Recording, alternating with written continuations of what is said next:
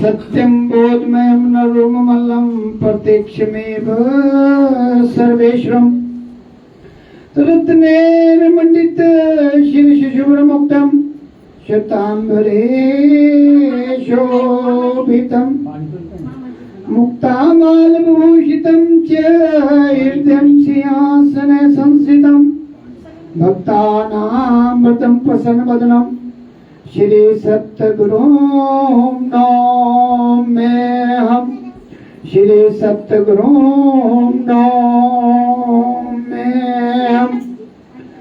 बंदो चरण सरोज गुरु मुद मंगलाधार जे सेवत नर होते हैं भव सागर से पार भव सागर से पार गुरु जी के सिमरण मात्र से नाशत विघ्न अनंत ताते सर्वारंभ में ध्यावत है सब संत ध्यावत है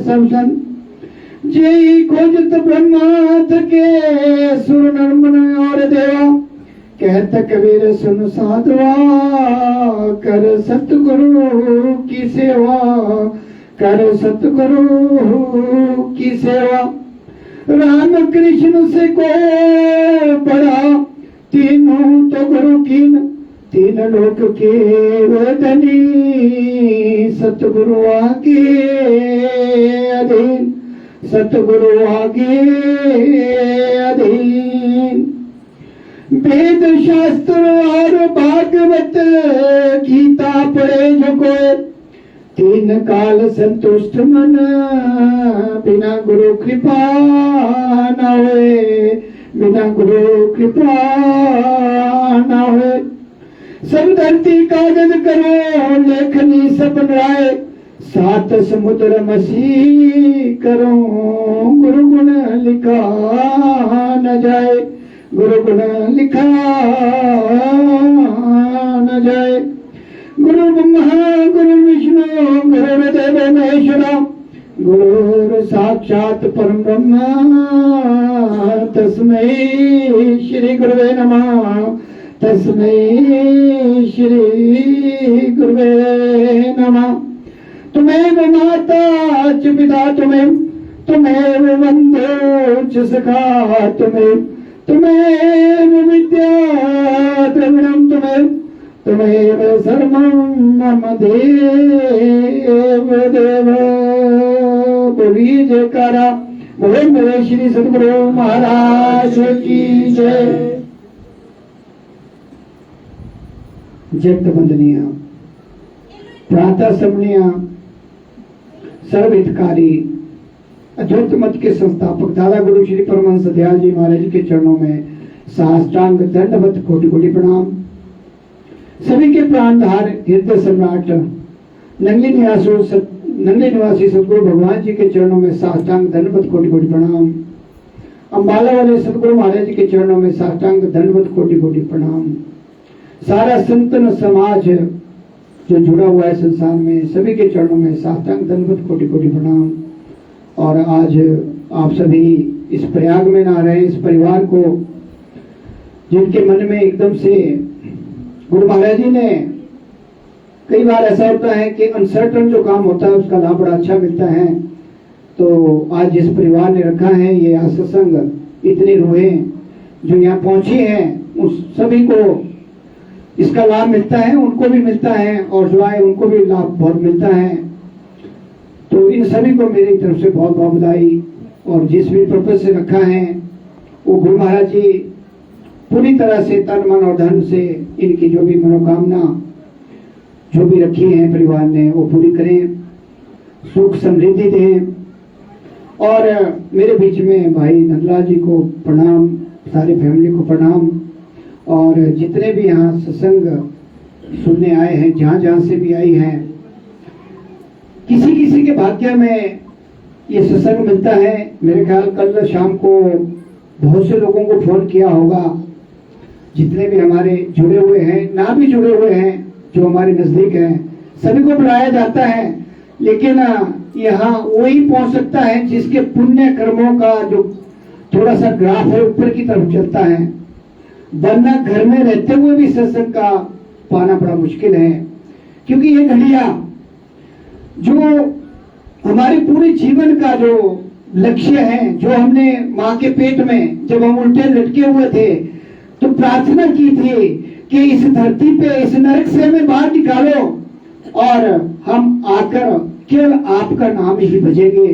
लेकिन आकर जब अन्न चला गया तो वो सारा काल और माया के जाल में हम फंस गए और आज है उसी कैद में सारे जीव, पूरा संसार। जो काल पुरुष ने, जो काल भगवान जिसको कहा जाता है, जो तप किया था, जहां से रूहों को लिया था अपने तप के जरिए, वो सारा उसने एक ऐसा संविधान बना रखा है कि 1 लाख जीव डेली सूंघता है, मतलब हमारे में से ही उनका आहार होता है और 1,15,000 जीवों को संसार में भेजता है। तो हम सभी उसी का शिकार होने वाले हैं, आज नहीं तो कल, कल नहीं तो परसों। आप देख लो कि आने वाले 100 सालों के बाद हमारे में से जितने भी हम 20 पर चले गए, कोई भी नहीं रहेगा। तो इस बात को हमें समझना है कि जो सत्संग है, जो ये जीवन हमारा हमें मिला है, क्या खाना पीना, नौकरी करना, खेती बाड़ी करना और दूसरे विषय विकारों में खत्म करना है, या कुछ अपने लिए भी करना है? क्योंकि जितने भी संसार का जितना भी हम कार्य कर ले, 24 के 48 घंटे कर ले, वो सारा संसार में ही रहेगा, क्योंकि हमारे साथ एक सुई भी नहीं जाएगी। लेकिन अगर हम गुरु महाराज से जुड़े हैं और साथ में जो हम 2500 सांसें डेली लेते हैं, उसमें से नाम लेकर अगर दीक्षित होकर अगर हम केवल 1 घंटा भी रोज अपना कार्य करते हैं, असली कमाई करते हैं, तो ये हमारा जीवन सफल होगा। वरना हम उसी घड़े के ऊपर गड़ा करोड़ों वर्षों से हम चले हुए हैं और फंसे हुए उसकी कैद में, जन्म के बाद जन्म, कई जन्म कीट पतंगा, कई जन्म कीड़े मकोड़े, पता नहीं क्या क्या, फिर वृक्ष, फिर पर्वत, मतलब 27 लाख योनिया, फिर 18, फिर 9, फिर 4 लाख में भूत विशेष, पता नहीं क्या क्या हम बन के यहाँ पहुंचे हैं। और ये दुर्लभ जीवन हमें मिला है थोड़ी थोड़े समय के लिए, किसी को 15 साल, किसी को 35 साल, किसी को 60 साल और किसी को 80 साल। 80 से ऊपर तो बहुत कम महात्मा लोग ही जाते हैं, बाकियों का जाना आज की डेट में बड़ा मुश्किल है। जो खान पान है, तो हमने समझना है कि हम क्या करते हैं, 5 पहर धंधा किया, 3 पहर सोए, 1 घड़ी भी सत्संग नहीं किया, तो मुक्ति कहां से हुई? हमारा क्या चल रहा है? चलो आप लोग तो सभी सौभाग्यशाली हैं जो कम से कम आ रहे हैं यहाँ इस एरिया में। भाई नंदराज जी ने काफी अच्छा कार्य किया है जगाने का, और आपको सत्संग भी बहुत अच्छा मिल रहा है। महाराज जी भी आ रहे हैं, सत्संग भी, मतलब चारों तरफ से आपके जो होते हैं ना, घी में है। तो लेकिन सभी को लाभ उठाना है, ऐसा ना हो कि आए सत्संग में ध्यान कहीं और जो घर का काम था वो भी रहा और सत्संग में कुछ नहीं पाया। हमें यहाँ आकर ये समझना है, हमारा इतनी दूर से आने का मकसद यही है, हमें ये जानना है कि क्या हम असली काम कर रहे हैं, क्या जो हमारा ये जीवन हमें मिला है उस पर हम खरे उतर रहे हैं, जो हमें दीक्षा मिली हुई है, जो हमने शब्द ली है। हम नामदान जब दिया जाता है उससे पहले एक शब्द ली जाती है पूरे ढंग से। जैसे अभी कल आपने देखा होगा कि वहाँ संविधान की शब्द ली, जहाँ अभी जितने MP बने, उसी तरह यहाँ भी एक शब्द ली जाती है और शब्द में आपसे ये भी शब्द वहाँ आता है कि हम कोई नाका नहीं करेंगे, रोज भजन करेंगे। तो अब आपने अपने आप से प्रश्न करना है, सभी ने, जितने भी नाम वाले हैं, जिन्होंने नाम ले लिया है वो तो भाग्यशाली हैं, जिन्होंने नहीं लिया है वो तैयार रहे, क्योंकि समय का कोई पता नहीं। गुरु नानक देव जी कहते हैं जो सांस हमने ले ली हो आपकी, अगली सांस का कोई पता नहीं। और ऐसे ही उदाहरण भी 3-4 दिन से मैं देख रहा हूँ जो डेथें हो रही हैं, चलते फिरते कोई पता नहीं लग रहा है कि कब कैसे सांस निकल रही है। तो ऐसा कोई हम क्या करते हैं, सोचते हैं कि फलाना बंदा तो जा रहा है, जब वो जाते हैं ना डेड बॉडी लेके, अरे हमारा नंबर भी आने वाला है, किस समय आ जाए, कौन सी सांस, क्योंकि सांसों पे ये ढांचा चला हुआ है शरीर का। जब तक सांस है तभी तक हम जीते हैं। जब वो चैतन्य शक्ति जो हमारे अंदर है, जो आत्मा है, जिसको शुद्ध करने का नाम ही सत्संग है। तुलसी बाबा कहते हैं, बिना सत्संग विवेक ना होए, राम कृपा बिना सुलभ ना सोई। कहते हैं कि सत्संग के बिना हमें जो असली समझ है, सत्य का ज्ञान नहीं होता। हम संसारिक मोह विकारों में फंसे रहते हैं, और जब हमें सत्संग मिलता है तो हमें थोड़ा थोड़ा ज्ञान होता है कि क्या हमारी दशा और दिशा जो हम कर रहे हैं वो सही है। क्योंकि कहा है, पत्नी मकान तक जितना समाज है, शमशान तक, बेटा बेटी अग्निदान तक, और उसके बाद केवल ये जो आप अभी घड़ियां बिता रहे हैं, जो सत्संग, जो अभ्यास कर रहे हैं, जो 5 नियमों का पालन कर रहे हैं, जो आरती सवेरे शाम कर रहे हैं, जो घड़ियां आप सत्संग में लगा रहे हैं, वो घड़ियां आपकी हमेशा आपके साथ स्वर्णिम अक्षरों में रहेगी। और यही आपके अंत में जब कोई साथ नहीं देगा तब ये काम आएगी। क्योंकि जिन्होंने नाम ले लिया है, उसमें दूसरी लाइन में आता है आरती के, वो यम त्रास्त्री से बच जाता है। उसका ये शब्द में ताको काल ना खाए, समझना है। पूरा प्रसंग जो हमारे जीवन का है वो इन 4 शब्दों में है। जो कबीर जी एक पूर्ण परमात्मा के रूप में संसार में आए, अभी आपका परसों चौथ उनका प्रकाश दिवस भी है, उसमें थोड़ा और जिक्र करेंगे कि उनका जन्म नहीं हुआ था तो उन्होंने ऐसे ऐसे शब्द, ऐसा ऐसा ज्ञान संसार को दिया जो आपको हर जगह मिलेगा, गुरबाणी में मिलेगा, ग्रंथों में मिलेगा, पुराणों में मिलेगा, और उसको फॉलो करने वाला जो है वो सीधा रास्ता उसको मिलेगा। पोथी पढ़ी पढ़ी जगमुआ, पंडित भया न कोई, 2.5 अक्षर प्रेम के पढ़े सो पंडित हुए। उसमें साफ किया गया है कि पढ़ने से, लिखने से सैकड़ों पीएचडी कर लो, उससे आपका लाभ नहीं होगा, वो संसारिक लाभ होगा, वो प्रोफेशनल लाभ होगा। आपको अगर अपना कल्याण करना है, जीवात्मा का कल्याण करना है, तो आपको अंदर जाना पड़ेगा। जो विधि बताई गई है, सांस ऊपर जावे 3.5 करोड़, सांस नीचे आवे 3.5 करोड़, और फायदा होता है 7 करोड़ का 6 सेकंड में। आपको बार बार समझाया जाता है कि नाम की क्या वैल्यू है, नाम है क्या, पार्समनी क्यों कहा जाता है, हीरा क्यों कहा जाता है। तो जब हम पहली क्लास में होते हैं, जिन्होंने नामदान नहीं लिया उनके लिए लेसन है कि हम जितने मर्जी महामृत्यु जाप कर लें, जितने मर्जी जगराते कर लें, जितने मर्जी हम ये जो सप्ताह करते हैं, श्रीमद् भागवत गीता का पाठ करते हैं, रामायण का पाठ करते हैं, और शिव महापुराण का पाठ करते हैं। ज्यादातर तो मैंने देखा जगरातों का सिलसिला ज्यादा चलता है। ये बुरा नहीं है। जैसे हम पहली क्लास में जाते हैं तो हमें क्या सिखाते टीचर, आ ई ई ऊ, फिर क्या कहते ABCDEFGH सिखाते हैं।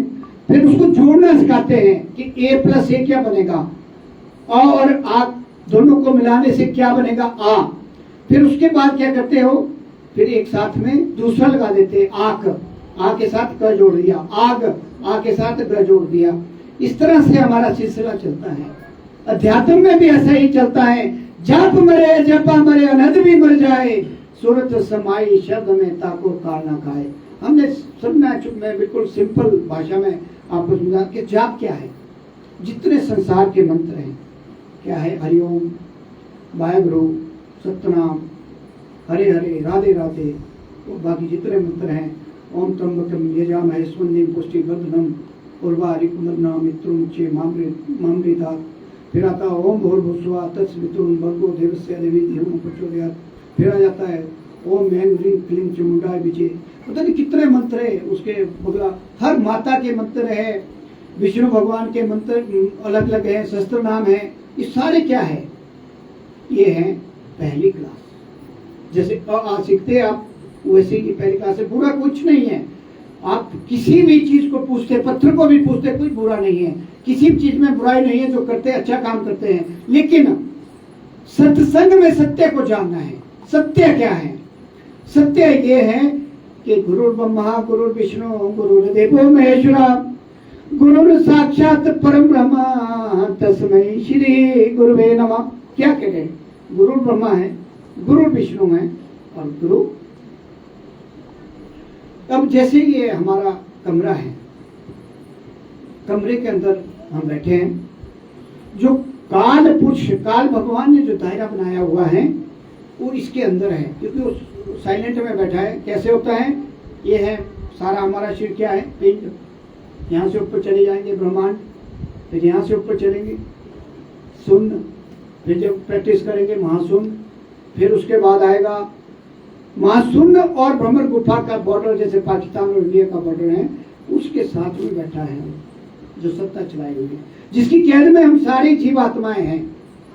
वहां बैठा है, उसने सतपुरुष से वरदान लिया हुआ है कि मेरे बारे में किसी को कोई पता नहीं होना चाहिए। कोई बोलता है भोले शंकर काल रूप है, कोई बोलता है कोई काल है। वो महाशून्य में बैठा हुआ है, उसे संविधान बनाया हुआ है। ब्रह्मा विष्णु शिव माता सभी को अलग अलग पावरें दी गई हैं, अलग अलग उनको संविधान। जैसे हमारे मोदी जी ने एक वो बना दिया ना, कितने मंत्री 72 बनाए 70 बनाए, उसी तरह ब्रह्मा विष्णु शिव माता जितने भी हैं वो सारे काल के दायरे के अंदर हैं। और जब हम अंदर जाएंगे, जब कभी आपको इस चीज का इल्म होगा, जब अभ्यास करेंगे, तो अंदर इन सभी के दर्शन होते हैं। और हाथ जोड़ के जब आपकी आत्मा शुद्ध हो जाएगी, मतलब कि परम बन जाएगी। आत्मा और परम एक ही है, अंश है ना, छोटा सा अंश है। उसी में हमने, जैसे ऊपर से बारिश होती है, कुछ बूंदे पड़ जाती है धरती पे और कुछ मिल जाती है सीधी समुद्र में। जो धरती वाली वो क्या होता है, वो भटक जाती है, कहीं शिवाल लगेगा, कहीं पता नहीं कहाँ कहाँ भटकेगी, वो है हम। और जो सीधी वहां चली जाएगी समुद्र में, वो समुद्र का रूप हो जाएगी, क्योंकि उसका पता विलीन हो जाएगी। उसी तरह हमारे अंदर जो ये छोटा सा, जिससे चेतन हमारा शरीर, जिससे आप सुन रहे, मैं बोल रहा हूं, ये जो ये दबी हुई है। समुद्र किसको कहा गया है? मन को। मन समुद्र का रूप है। और इसके आगे बोलते 7 धाराएं हैं, जो नदियां हैं, उनके ये इन सारों का जब मिलने, उसके बाद हमारे को उस जीव को दबाया हुआ है। और उसको निकालने का एकमात्र साधन है ये जो नाम है, क्योंकि नाम पार्समनी है और नाम के बिना हमारा कल्याण नहीं है। किसी भी रास्ते से चले, इसमें लिखा है कि राम से बड़ा राम का नाम। हम बोलते कि राम राम से भी तर गए, 4 प्रकार के राम हैं, बहुत सा कुछ आता है, हमारे को भ्रमित किया जाता है। लेकिन वो असली कौन सा है, उस चीज को जानना है नाम के जरिए। वो असली क्या है? वो असली है नाम। सांसों का खेल, जब सांस ऊपर जावे और नीचे आवे, सांसों से ही जाप मरे अजपा मरे, फिर आ जाता है दूसरा। ये सांसों का जो आपको जिन्होंने नाम दान ले लिया है, वो है अजपा जाप। और अजपा जाप एक ऐसी स्टेज है, जिसने इसको पार कर लिया, उसका फिर आगे का रास्ता बड़ा सुलभ हो जाता है, आसान हो जाता है। फिर आता है अनहद। आप जब कभी 4 बजे जो उठता है, 3 बजे 3:30 4 जो भी उठता है, आपने थोड़ी देर के लिए साइलेंट हो जाना, जब कोई आवाज नहीं होगी, अपने को ढक लेना और बैठ के आवाज को सुनना, कभी प्रैक्टिकल करना। जो आवाज, कोई बोलेगा यहाँ से आ रही है, कोई बोलेगा यहाँ से आई, आती है आवाज, या कान बंद कर लिए तब भी, कभी इधर से ज्यादा कभी इधर से, उस पर नहीं जाना, आपने साइलेंट बैठ जाना और यहाँ ध्यान करना अपना सीधा। चाहे आप कोई भी, जो भी मंत्र आपके पास है, चाहे दूसरे मिशन के भी हो, यहाँ आपने ध्यान देना है, उस आवाज को सुनना है। 15-20 मिनट तक आपने बैठ के उस आवाज में जब आप सुनोगे 15 मिनट 20 मिनट, इतनी मिठास होगी कि आप अपने आप को भूल जाएंगे। आपको दुनियादारी से आप कट हो जाएंगे। अगर आपका ध्यान यहाँ ही होगा, गाय दूनी मैंने, या घास के लिए जाना है, कई जगह भटका होता है ना इंसान। 4 प्रकार के लोग बैठे होते हैं यहाँ सत्संग में भी, क्या बोलते हैं? ऊंगे, चुंगे, सूंगे और डूंगे। ऐसा ही हमारा जब हम बैठते हैं, उस टाइम भी ऐसी हमारी स्थितियाँ बनती हैं। लेकिन जो अभ्यास रोज करता है, वो धीरे धीरे ऊपर की तरफ बढ़ता है, उसको ये ज्ञान हो जाता है कि ये आवाज कहाँ से आ रही है, तो उस आवाज को सुनेंगे। समाधि क्या है? समाधि वही है जब हम अपने आप को एकाग्र करके उस आवाज को सुनना लगेंगे। समाधि में तब तो आपको आनंद आने लग जाएगा। जो हम यहाँ खाते हैं पीते हैं, जैसे हमने केला खा लिया, चाय पी ली, थोड़ी देर का स्वाद है, फिर वही हो जाएगी जीभ, फिर बोलेगी और लाओ। वो इतना मीठा स्वाद है कि आपका आनंद बढ़ता जाएगा। और कई हमारे में से जिन्होंने नाम की प्रैक्टिस की है, कई बार 3-3 दिन उनको पता ही नहीं रहा। ऐसे ऐसे बहुत से एग्जाम्पल है। जब वो एक बार बैठ गए और अपनी समाधि लगी तो उनको दिन का पता नहीं रहा, रात का पता नहीं। और कईयों की तो साढ़े 3 दिन के बाद समाधि खुली है। ऐसा हमारे दरबार में हो गया है। आम आदमियों में से, ऐसा नहीं कि महात्माओं में, आम आदमी जिसको मिल गया और जिसको आकरण कर लिया, एक बार संकल्प और विकल्प हमारे अंदर है, चलते हैं, तो फिर हम जो है जब तीसरी स्टेज में पहुंच जाएंगे, मतलब कहने का कि हमने 12वीं कर ली, फिर एमए कर ली, फिर हम एमए के बाद होता है एमएड होता है, उसके बाद हमने पीएचडी करनी होती है। पीएचडी का क्या मतलब है कि सुरत समाई शब्द में ताको काल ना खाए, हमने वहां पहुंचना है। वो हमारी असली मंजिल है। इस जो हमारा जीवन मिला है, जो मनुष्य जीवन हमें मिला है, वो हमारा गोल अचीव करने का है कि शब्दे धरती शब्दे आकाश, शब्द भयो प्रकाश, सगली सृष्टि शब्द के पाछे, नानक घट घट शब्द आछे। अब उसके बाद क्या होगा, जब हम अनहद को भी पार कर जाएंगे तो हमारी जो पिछली स्टेज है, जब हम पीएचडी में पहुंचेंगे ना, तो हम नई चीज खोज करेंगे। पीछे वाला हम भूल जाएंगे कि क्या हमने किया था पीछे। हमने नई चीज हुआ, नया कोई और निकालना है। जो पीएचडी करता है, जिनको पता है कि क्या चीज हुआ, नया फ्रेम बनेगा हो। तो वही हमारी यहाँ स्टेज आती है चौथी, कि सूरत समानी शब्द में ताको काल ना खाए। तो हमने उस स्टेज में पहुंचना है कि सूरत हमारी जो है, जो आत्मा जो आप सुन रहे, मैं बोल रहा हूँ, ये अंदर जो चेतन शक्ति है, उसको जगा के शब्द के साथ जोड़ना है। और फिर क्या होता है, जब हम वहाँ पहुँच गए तो कुछ करने की जरूरत नहीं है। ये हमारी लास्ट, अभी इस जन्म में नहीं होगी, अगले जब भी हमने कभी अपना मोक्ष का रूप प्राप्त करना है, अपने को जानना है या उस सतलोक में पहुँचना है, तो हमारे को उस शून्य पे जाना पड़ेगा। वहाँ जाके हमारे जो कर्म है, जो पिछले कर्म है, 3 प्रकार के कर्म हमारे साथ चलते हैं, संचित, प्रारब्ध और क्रियावान कर्म। ये क्रियावान कर्मों से ही हम शून्य में पहुंचेंगे। और चौथी स्टेज हमारी जो है, शब्द जो है, जब हमारा खुल जाएगा तो फिर करने की कोई जरूरत नहीं है। उसी को आत्म साक्षात्कार कहते हैं, उसी को अहम ब्रह्मास्मि कहते हैं, और उसी को कहते हैं कि 10वें नेत्र जो 10वां दरवाजा है, उसको खोलने का नाम ही उस स्टेज को पाना है। जब हमारा शब्द खुल गया तो समझ लो कि हमने सब कुछ पा लिया। और ध्यान रहे, इस जन्म में नहीं, अगर अभी कोशिश करेंगे तो बड़ा अच्छा रहेगा। अगर हम ऐसे ही चलते रहेंगे, हालांकि हमारे जो हमने थोड़ी खोज की है, जो जंगली निवासी भगवान जी इतने कृपामय हैं कि जो उनके शरण में चला गया, जिसने उनकी शरण ले ली है, उसको वो आने नहीं देते। हालांकि कई बार कठिनाइयाँ भी आती हैं। एक बार क्या हुआ कि एक ने नाम दान ले लिया, छोटा सा, वैसे दे रहा हूँ दान, कोई किसान था और जाके भूल गया, उसको नहीं पता कि नाम क्या होता है। कई हमारे में से भी होते हैं, हम ध्यान नहीं देते कि तो मिल गया बस, इसका कोई, इसके बारे में कभी डिटेल में जब 1 घंटे का कभी टाइम होगा तो मैं और बताऊंगा।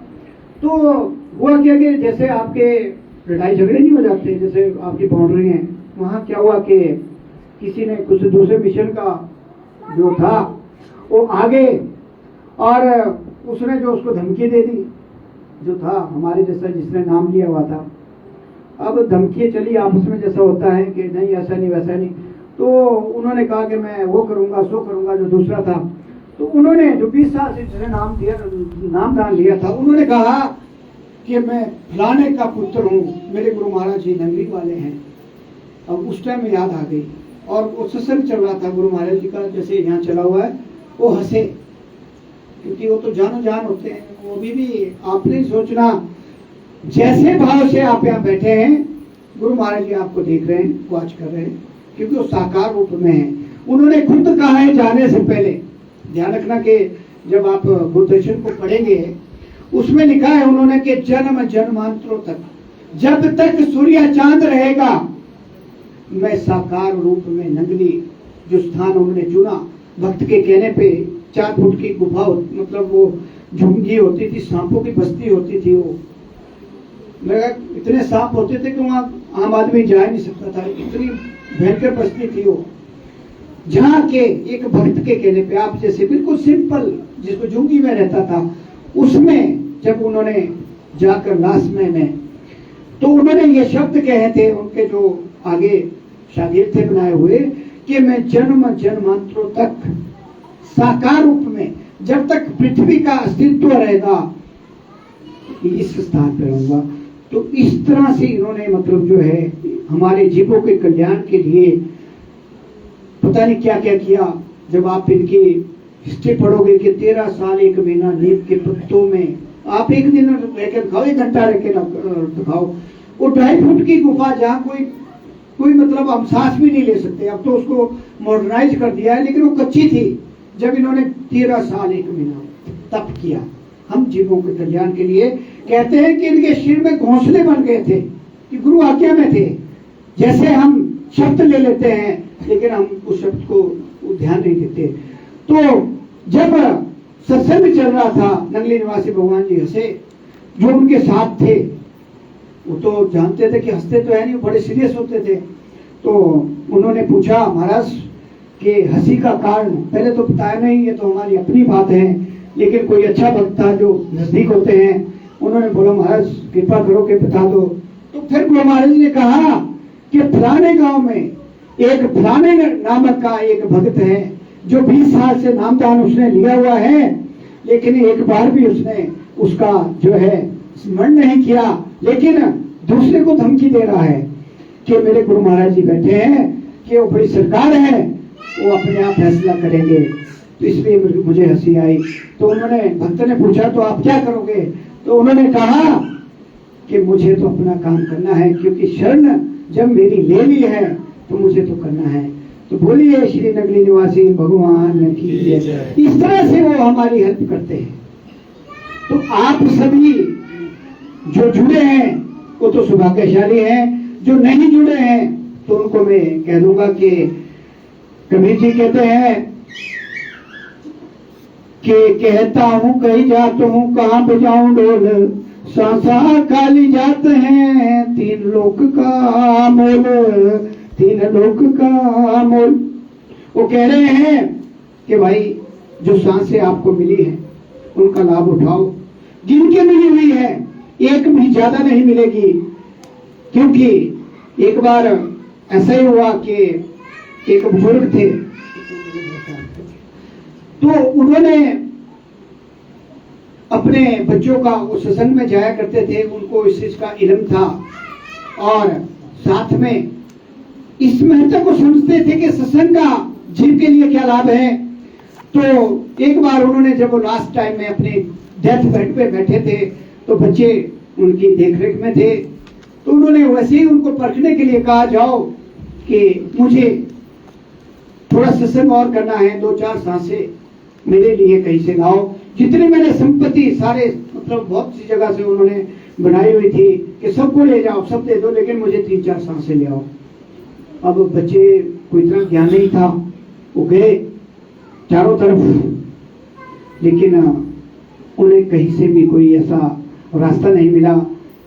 कहीं उनको एक आप जैसा सत्संगी मिल गया, तो उसने समझाया कि भाई सांसें जो है वो कोई, ये तो प्रकृति का नियम है, लॉ ऑफ नेचर है, इसे कोई नहीं बदल सकता।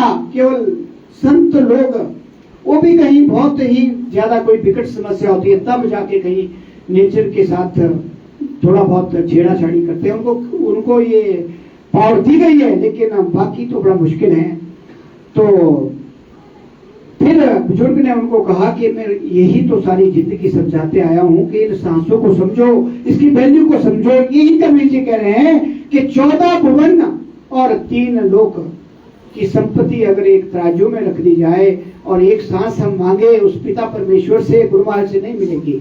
तो इसलिए मैं सभी जितने भी जीव यहाँ आए हैं, सत्संग प्रेमी हैं, बड़े अच्छे हैं, आप सभी अपने जीवन को सही दिशा में ले जा रहे हैं, इसलिए हमें भी खुशी होती है, हमें भी आप लोगों से ज्ञान मिलता है। कि हम भी थोड़ा आपका ही आचरण करें। तो हमें इस चीज को समझना है कि एक एक सांस हमारी, आप देख लो 24,000 सांसें हमारी दिनों रात में जा रही हैं, उसमें से 2,500 सांसें हमारी रोज लगनी चाहिए, तब जाके हमारा जो ग्राफ है ऊपर की तरफ बढ़ेगा। अगर हम ऐसा काम नहीं करते तो फिर हमारा जो ग्राफ है नीचे की तरफ जाएगा।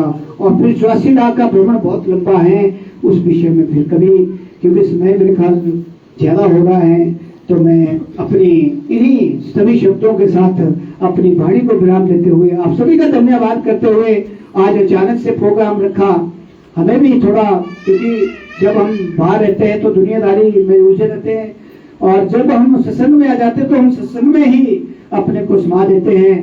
तो आप जिन्होंने भी सत्संग रखा, जिस भी उद्देश्य से रखा, तो हमें भी उसका लाभ मिला। आप सभी का मैं धन्यवाद करते हुए, इस परिवार को दोबारा से बधाई देते हुए, नंदराज जी का धन्यवाद करते हुए कि कल शाम को ही इनका फोन आया कि अगर समय है तो आ जाओ। हालांकि वर्किंग डे में मुश्किल होता है, लेकिन आजकल थोड़ा लाइट है वर्क, तो आगे तो मैंने भी इन घड़ियों का पूरा लाभ उठाया। तो मैं इन्हीं शब्दों के साथ सभी का धन्यवाद करते हुए अपनी वाणी को विराम देते हुए, बोलिए जयकारा, बोले मेरे श्री सतगुरु महाराज की, बोले श्री परमहंस दयाल जी महाराज की, बोले नंगली निवासी सतगुरु भगवान की, बोले माला वाले सतगुरु महाराज की, बोलो सारे संतन समाज की, बोलो आज के आनंद की, बोलो सारी संगत की, बोलो सच्चे दरबार की।